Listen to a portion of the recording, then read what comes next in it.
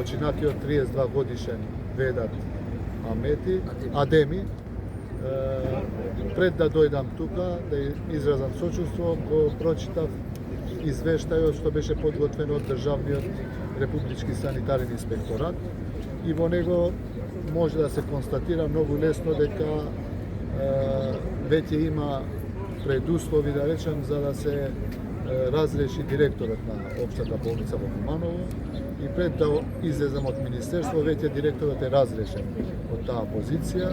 Се надевам дека утре, по консултации со колегите во Министерството, ќе назначиме нов директор на Општа болница во Куманово.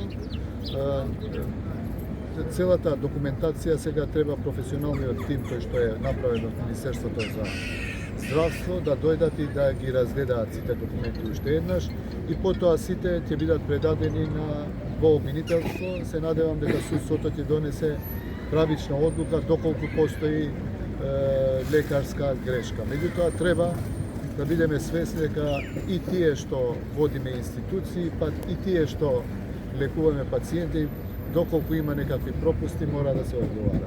Затоа, од утре, јас ќе ве известам и Министерството ќе излеземе со името на новиот директор на Општа болница во Куманово. Јас не би сакал денеска да зборам за тоа, знам дека има одредени работи кои што се неправилни, не се како што треба. Затоа веќе постојат и услови за да се разреши тој што ја води институцијата и затоа ви кажам дека директорот е веќе разрешен. На кои пропусти конкретно се однесува? Што е тоа што е направено како грешка во целото? Јас мислам дека не е коректно пред јавноста да кажеме работи кои што треба потоа да се дадат и на професионалната комисија и на обвинителството, да кажеме од сега.